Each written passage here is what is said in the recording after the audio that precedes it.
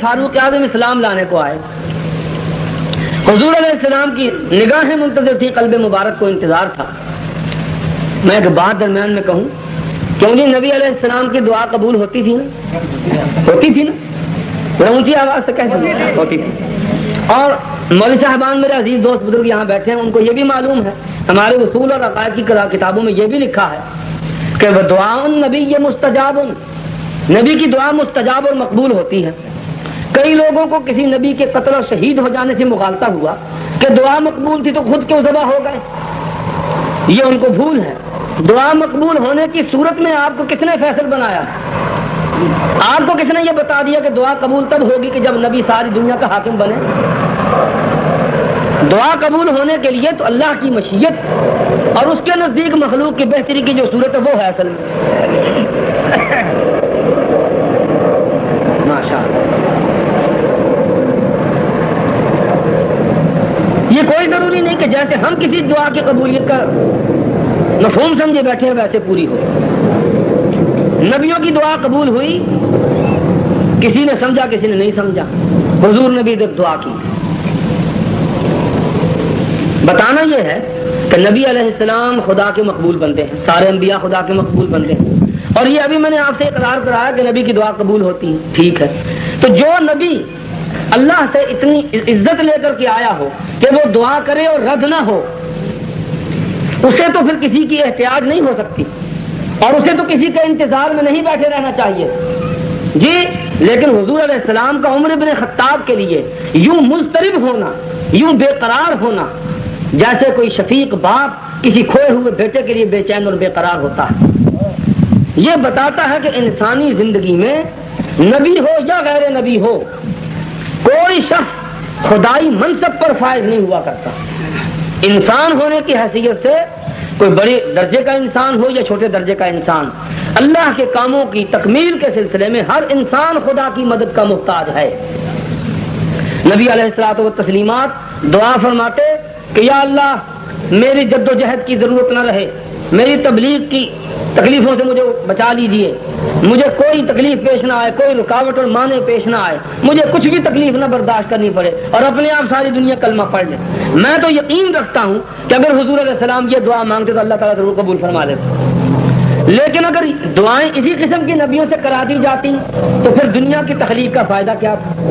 پھر وہی بھیجنے کی ضرورت کیا تھی؟ پھر انسانوں کے کفر اور اسلام کو پرکھنے کی ضرورت کیا تھی؟ اور سیدھی بات ہے کہ پھر جنت اور جہنم کی تقسیم کی ضرورت کیا تھی؟ پھر ہدایت اور ضلالت کے الفاظ کی اصطلاحوں کے بنانے کی ضرورت کیا تھی؟ پھر سچائی اور جھوٹ کے فرق کرنے کی ضرورت کیا تھی؟ پھر اللہ کو یہ کہنے کی ضرورت نہیں وَلِيَعْلَمَ اللَّهُ الَّذِينَ آمَنُوا مِنكُمْ وَيَتَّخِذَ مِنكُمْ شُهَدَاءَ وَلِيَعْلَمَ الصَّابِرِينَ، کہیں کچھ ہے کہیں کچھ ہے، کہ میں تو دیکھنا چاہتا تھا کہ صابر کون ہے، میں دیکھنا چاہتا ہوں کہ تم میں نیک کون ہے، تم میں میرے ساتھ کون ہے۔ تو نبی دعا کا دھنی ہے، نبی دعا کر دے تو قبول ہوئے بغیر نہیں رہ سکتی، لیکن اللہ کے ایسے نبی جن کو اللہ نے خود نبی الانبیاء بنایا، وہ صرف نبی نہیں، ہمارے پیغمبر علیہ الصلوۃ والتسلیمات صرف نبی نہیں بلکہ نبی الانبیاء، نبیوں کی بھی نبی ہیں، ان سے یہ دعا کرائی جاتی ہے کہ الہ العالمین میری یہ تنہائی، میری یہ افسردگی اور میرا جو اضطراب ہے اس کو ختم کیجیے، مجھے کوئی ایسا دسترات نصیب فرمائیے کہ جو میرے ساتھ ملے تو کفر شکست سے دو چار ہو اور اسلام کا بول بالا ہو۔ یہ اس بات کی دلیل ہے کہ انسان بڑے سے بڑے مرتبے پر فائز ہو کر بھی خدا نہیں ہو جاتا، خدا کی مدد اور قوت کا بہرحال محتاج ہے۔ رسول اللہ صلی اللہ علیہ وسلم نے انسان کامل ہونے کی حیثیت سے، لیکن خدا کا ایک عاجز بندہ ہونے کی حیثیت سے اس سے مدد مانگنے کے لیے التجا کی ہے۔ اصل میں فاروق اعظم کے لیے دعا کیا ہے؟ رسول اللہ صلی اللہ علیہ وسلم نے اسلام کی تبلیغ، اسلام کی سچائی کے نشر و اشاعت، اسلام کی حقانیت کی اور اس کی فضیلت اور بزرگی کی تشہیر کے لیے اللہ سے مدد مانگی ہے فاروق اعظم کو مانگنے کی شکل میں۔ تو تب فرمایا دعا کے لیے ہاتھ اٹھا کے اللہم اعز الاسلام بعمر بن الخطاب او بعمر بن ہشام۔ خدا بندہ فکرے پر غور کریں ذرا، آپ مولانا بیان فرما گئے، بہت کچھ بیان فرما گئے چند منٹوں میں۔ یا اللہ اسلام کو عزت عطا فرما۔ کیوں یہ کہ بات پوچھوں، نبی سے بھی زیادہ کوئی وجہ عزت ہے دنیا کے لیے؟ میری بات پر غور کریں، نبی سے بڑھ کر بھی کوئی شخص ایسا ہے جو باعث عزت ہو سکے؟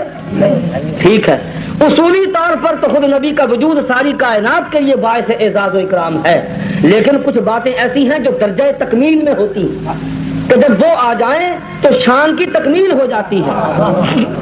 نفس اعزاز کائنات کے لیے نفس عزت و حرمت تو اسی وقت پیدا ہو گئی جب حضور جیسی شخصیت امت کو نصیب ہو گئی، لیکن اس اعزاز میں جو جلوہ اور جو شان مطلوب تھی پیغمبر کو، اس کی تکمیل ہو نہ سکتی تھی جب تک فاروق اسلام کے دامن میں پناہ نہ لے لے۔ میں اپنی طرف سے نہیں کہہ سکتا، میں کہوں تو میرے باپ کی بات بن جائے گی، میرے گھر کی بات بن جائے گی، وہ اسلام کی بات نہیں رہے گی۔ خود نبی فرماتے ہیں اللہم اعز الاسلام، خداوندہ اسلام کو عزت نصیب فرما۔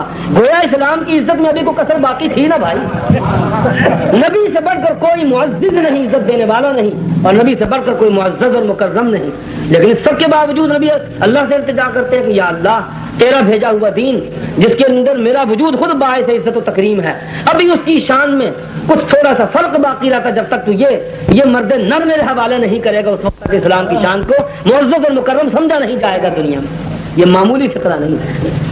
دو مرد نر تھے عرب کی وادی میں، اہل علم بیٹھے ہیں، بغیر نام لیے ان کو آپ جانتے ہیں، معلوم ہے سب، ان سے پوچھیے تاریخ، میں تو جاہل آدمی ہوں، مجھے تو کچھ معلوم نہیں، مورخ نہیں، مفسر نہیں، فقیہ نہیں، محدث نہیں، طالب علم، جو سنا ہے وہ نقل کرتا ہوں، میں تو نقال ہوں ان لوگوں کا جو علم والے ہیں، کہ قبائل عرب کا جو پارلیمنٹ ہاؤس تھا دار الندوہ، اس کے سپیکر کے منصب پر فائز تھا کون؟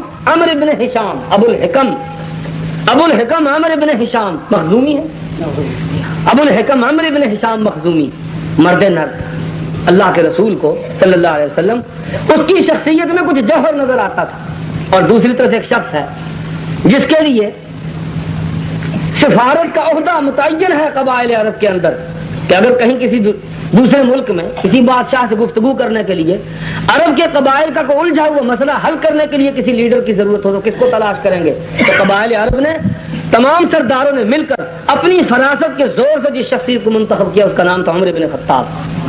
تو خود تاریخ گویا گواہ ہے اس بات کے لیے کہ عرب کی سرزمین میں خود عرب نے جن دو آدمیوں کو چنا تھا وہ خود رسول اللہ صلی اللہ علیہ وسلم کے نزدیک بھی اہم ترین شخصیت تھے، اور اگر اہم نہ ہوتے تو عربوں کی جو بدویانہ اور موجودہ تہذیب کے علائشوں سے مبرہ جو پاک صاف فطرت تھی وہ کبھی ایسے دو آدمیوں کو اپنے اہم ترین عہدوں پر فائز نہ کرتے۔ دعا کی ہے اللہم اعز الاسلام بعمر بن الخطاب او بعمر بن ہشام، خدا بندہ اسلام کو عزت عطا فرما خطاب کے بیٹے عمر کے سبب سے یا ہشام کے بیٹے عمر کے سبب سے۔ آپ کو معلوم ہے کہ اس کے بعد یہی عمر بن خطاب جو تلوار ہاتھ میں لیے پھرا کرتے تھے کہ محمد مل جائیں علیہ السلام تو میں ان کو شہید کر دوں، قتل کر دوں، ان کی گردن لانے کے لیے انعام کی ہوس میں چلے تھے، مشہور واقعہ ہے۔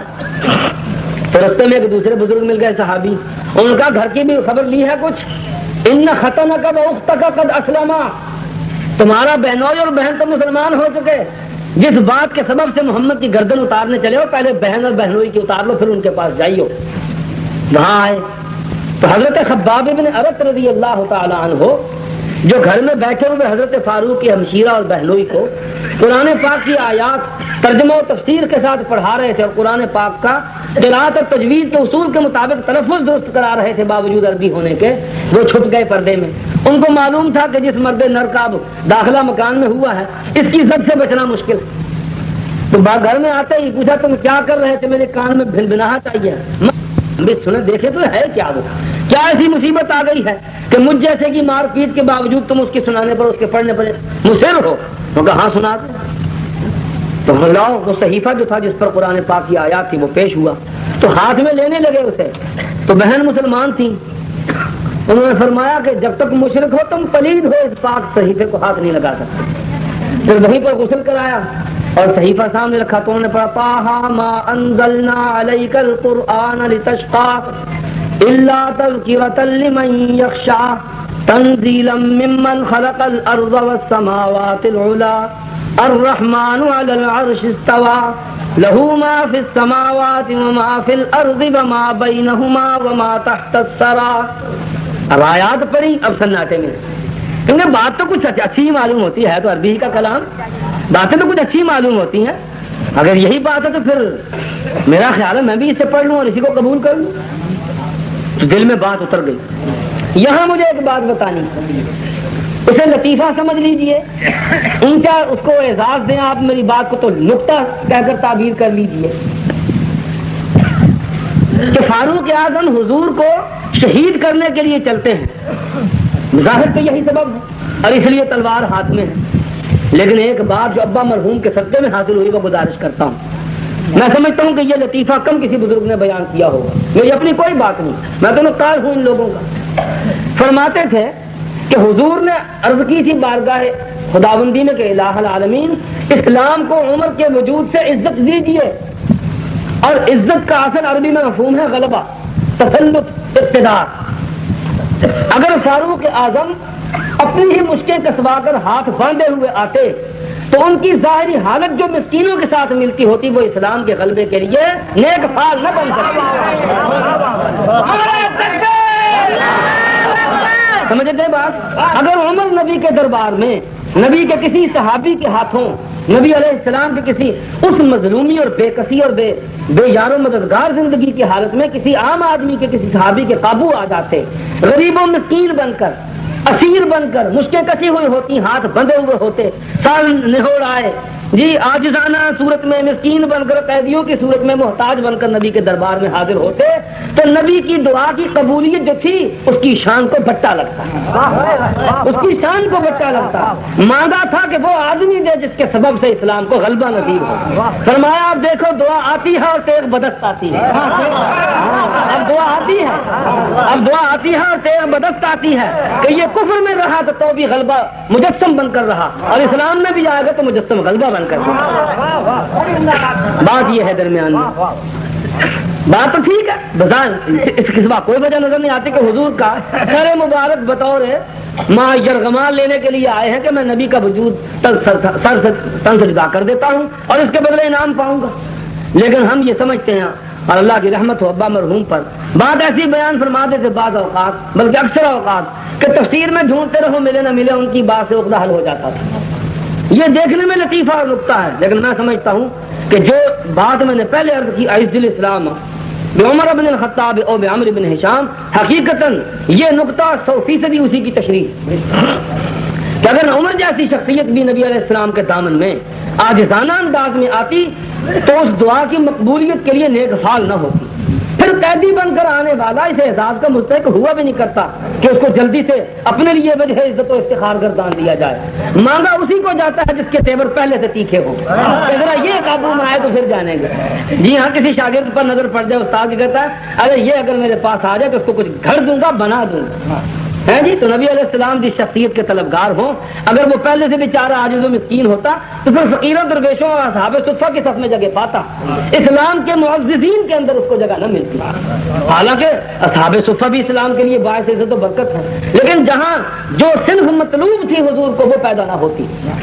وہ مطلوب تھی عزت اور غلبہ، اور عزت و غلبہ تبھی ظاہر ہو سکتا تھا کہ جو آدمی کفر کی حالت میں تیغ بدست ہے وہ جب اسلام کے دروازے پہ آ کر سلام کرنے حاضر تو اس وقت بھی تیغ بدستی ہو، تاکہ اسلام کی قوت اور شوکت کا جب افتتاح ہونے لگے تو وہ عاجزی اور مسکینی کی صورت میں نہ ہو، غلبہ و اقتدار کی صورت میں.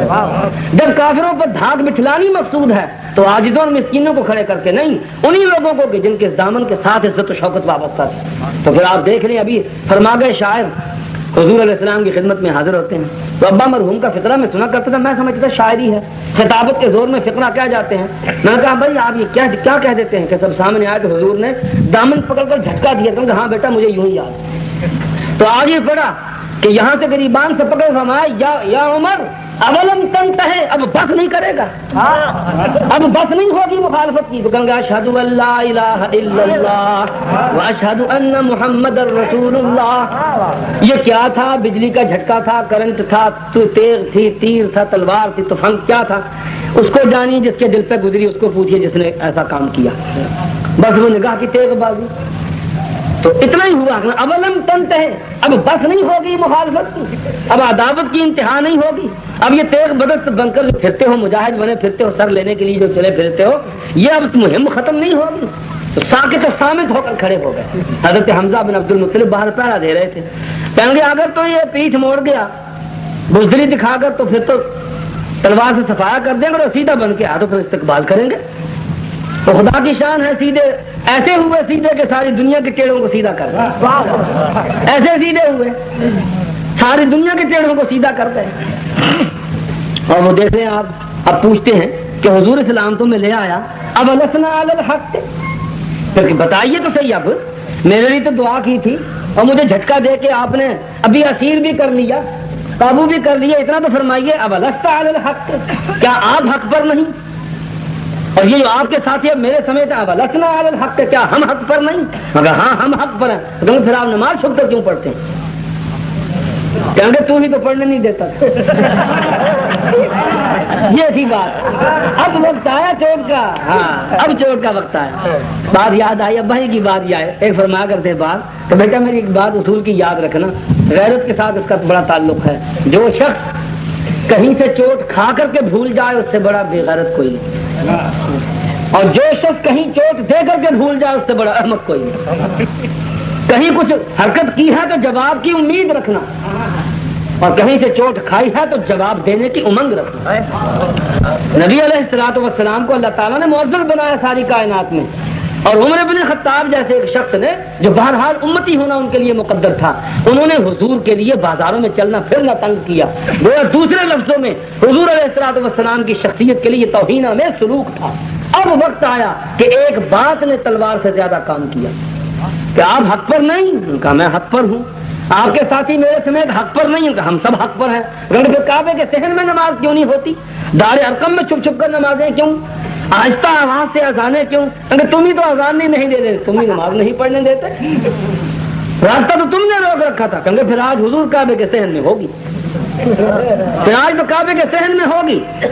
اب وہی تلوار جو نبی کی گردن اتارنے کے لیے آئی تھی، اب وہ دوسروں کی گردنوں کو وارننگ دیتی ہوئی آ رہی ہے کہ خبردار میاں کسی کو ہوش ٹھکانے رکھنا ہے، ہوش سے آؤ۔ آج عمر بن خطاب مسلمان ہو گیا ہے، اب کعبے میں نماز ہوگی، جس کا جی چاہے وہ روک لے۔ اور یہاں ایک بات کہہ دوں، انہی کی سنی ہوئی بات کہہ دوں تو انہی کی مطلب کی کہہ رہا ہوں۔ فرماتے تھے کہ جو اذان عمر بن خطاب نے اللہ کے سہارے پر، نبی علیہ الصلوۃ والتسلیمات کے دست حق پرست پر ایمان کی دولت سے مشرف ہونے کے بعد توکل اور عزیمت کی شان کے ساتھ کعبے کے صحن میں جاری کرائی تھی، 1300 سال سے پھر کوئی ماں کا لال اس کو روک نہیں سکا۔ وہی اذان ہے آج بھی، کعبے کے صحن میں ہو، مسجد نبوی کے صحن میں ہو، بیت المقدس میں ہو، دنیا کے کونے کونے، انڈونیشیا میں جاکرتا میں ہو، یا چین میں پیکنگ میں ہو، پاکستان کے کراچی میں ہو، کہیں بھی دنیا میں جو اذان ہو رہی ہے، یہ عمر ہی کی عزیمت اور توکل کا دھکا لگا ہے کہ آج اذان کا جو سیلاب ہے وہ کہیں رک نہیں سکتا۔